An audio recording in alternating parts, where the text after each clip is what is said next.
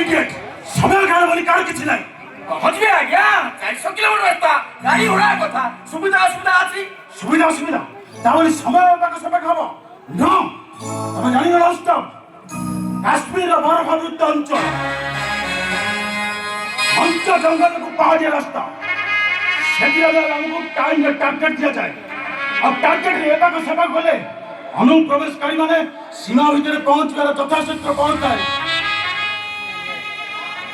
କାନ୍ଥରେ ବୋଝ ଉଠେଇ ଠିକ୍ ଟାଇମରେ ପରଫେକ୍ଟ ଟାଇମରେ ପହଞ୍ଚିବାକୁ ହୁଏ ଆପଣ ତ ଫୌଜ ଥିଲା ଆଉ ଟ୍ରେନିଂ ନେଇଥିଲେ ଆଉ ସୋ ହ୍ୱାଟ ପ୍ରତ୍ୟେକ ମଣିଷର ସମୟ ଜ୍ଞାନ ରହିବା ଦରକାର ଡିସିପ୍ଲିନ ରହିବା ଦରକାର ତମେ ଜାଣିଛ ସେ ଝିଅର ମାମୁଁ ପୁଅ ଭାଇ କିଛି ସମୟ ପରେ ଆସି ଘରେ ପହଞ୍ଚିବ ସେତେବେଳେ ଯଦି ସାଗର ଘର ଥାଏ ତାହେଲେ କ'ଣ ଭାବିବେ ସେମାନେ ଝିଅ ମାମୁଁ ପୁଅ କାହା କଥା କହୁଛନ୍ତି ମୋ ବନ୍ଧୁ ଜେନେରାଲ ମେଜର ଆୟୁଷ ପଟ୍ଟନାୟକ ଝିଅ ସୋନାଲି ତା ମାମୁଁ ପୁଅ ଜହର ଚକ୍ର ଫର୍ମାଲି କିଛି କଥାବାର୍ତ୍ତା ହବ ତାପରେ ବାହାଘର ଡେଟଟା ଫାଇନାଲ ବାହାଘର କାହାର ବାହାଘର କାହା ସହିତ ମୋ ପୁଅ ସାଗର ସହିତ ମୋ ବନ୍ଧୁ ଝିଅ ସୋନାଲିର ବାହାଘର ଯାହା ଆମ ଦୁଇ ବନ୍ଧୁଙ୍କର ଦୀର୍ଘ 20 ବର୍ଷ ତଳର ଇଚ୍ଛା ଆଉ ସ୍ୱପ୍ନ ଥିଲା ଯାହା ଆଜି ପୂରଣ ହେବାକୁ ଯାଉଛି ନମସ୍କାର idiot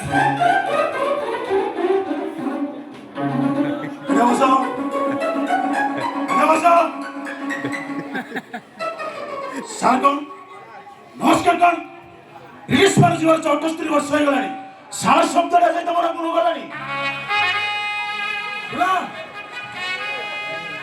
major general Avinash Patnaik sir नमस्कार good morning good night hi bye को पसंद करे नहीं जय हिंद को जय हिंद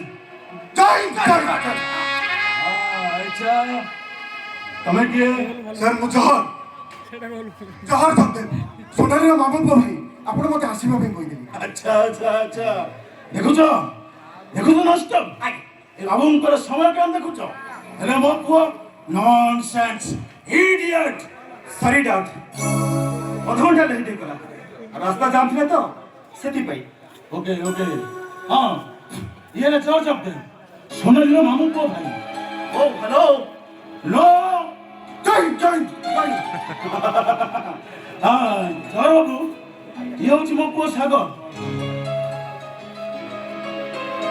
और एक मात्र पुओ मजलाचल संपत्तिर मालिक हाँ सागर दर्शन शास्त्र एवं करेछि फोटोग्राफी तार खूब निशा और निशा ठारू बहुत दूर रे कहबाऊ गले आजि काली छुआई मध्य नीति नियम शृंखला को जमार भूलिनी जहाँ करे मो परमिशन नहीं कि करे आगे सेठरे मो भजा एक नंबर एबे भी मार्केट गले भाई घर परमिशन नहीं गाड़ी केते तेल बढ़िबो केउ टांकीरू बढ़िबो सब बापा को पचारी करे भाई ना कोन कहउथि कहउनाती बाहागर विषय से मतामत नबाटा निहत आवश्यक जहाँ भी मतामत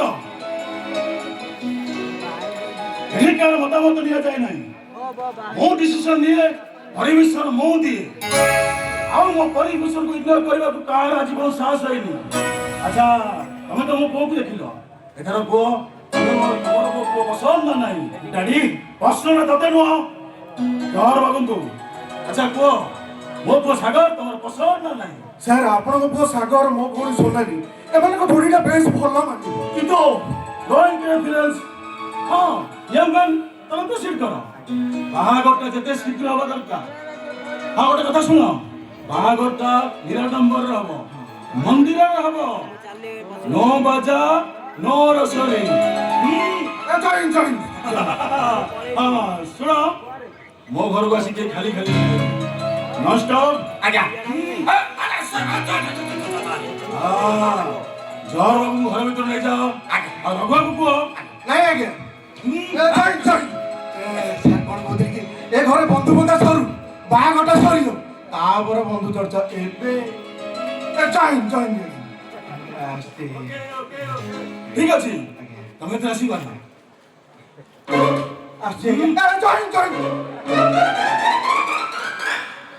नामो और किछ कहिबार अछि भाई ना आ भावना किसी कहला को चाहूँ ता କଥା ପରେ ମୋ କଥା ଶୁଣି ସାର କାଶ୍ମୀରର ବାଘା ବୋର୍ଡରେ ଥିଲା ବେଳେ ମୋର ଜଣେ ଓଡ଼ିଆ ବେଚାରଙ୍କ ସହିତ ଦେଖାଶୁଣାର ବନ୍ଧୁତ୍ୱର ଆନ୍ତରିକତା କଥାବାର୍ତ୍ତା ଜଣା ପଡ଼ିଲା ସେ ବିବାହିତ। ଆଉ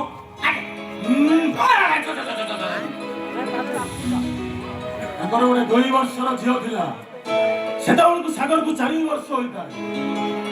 ଆଚ୍ଛା ଆଚ୍ଛା ଆଚ୍ଛା ବୁଝିଲି ବୁଝିଲି ବୁଝିଲି ସୁନ୍ଦରୀ ତାହେଲେ ତାଙ୍କରି ଝିଅ। ତମେ ମୋ ବନ୍ଧୁ ଆୟୁଷ ପଟ୍ଟନାୟକ ଜାଣିଛ? କି କଥା ତାକୁ କଣ ଭୁଲି ହବ? ହଁ ତାଙ୍କ ପାଇଁ ତମେ ବଞ୍ଚିଛ ନହେଲେ ତମ ସମାଜରେ କେବେଠୁ ଶିଉଳି ପଡିଯାନ୍ତାଣି। ରାଇଟ୍।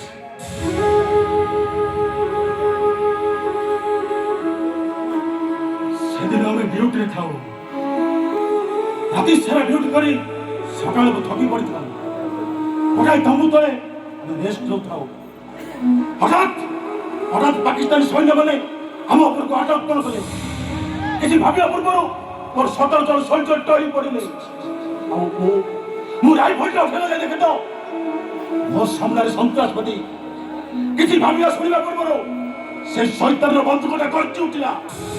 ଆଉ ମୁଁ ଭୟରେ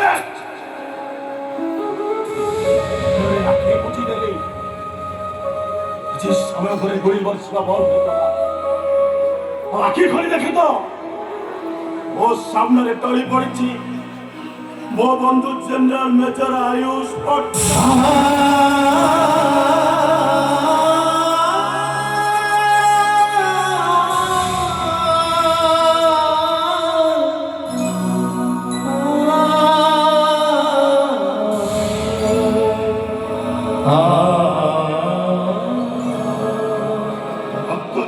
ଅବସ୍ଥାରେ ମୁଁ ତାକୁ ମୋ କୋଳକୁ କୋଳେଇ ନେଲି। ଆଉ ସେ ମୋତେ ହସି ହସି କହିଲା,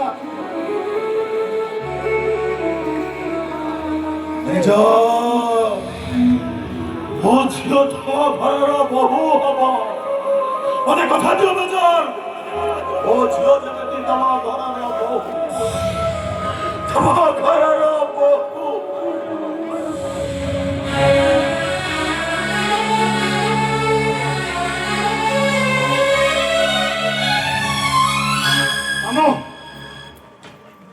ଗାଡି କିଛି କହିବାର ଅଛି।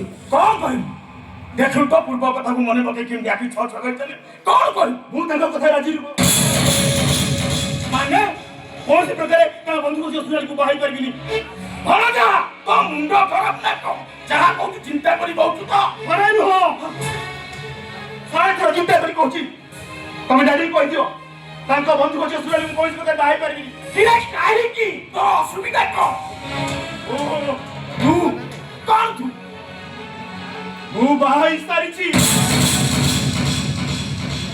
କଣ କହିଲୁ? କଣ କରିସାର? ତୁ ବାହା ହେଇ ସାରିଛୁ? ହଁ ମାମୁ, ମୁଁ ବାହା ହେଇ ସାରିଛି। ହ୍ୟାଲୋ, କଣ କହିଲେ? ପଣ୍ଡିତ କେବେ ଲଗ୍ନ କରିଛନ୍ତି? 7 ତାରିଖ। ଆଚ୍ଛା ଆଚ୍ଛା ଆଚ୍ଛା ଠିକ ଅଛି। ଆସନ୍ତା ମାସ 7 ତାରିଖରେ ମୋ ପୁଅ ସାଗର ସହିତ ମୋ ବନ୍ଧୁ ଝିଅ ସୋନାଲିର ବାହାଘର।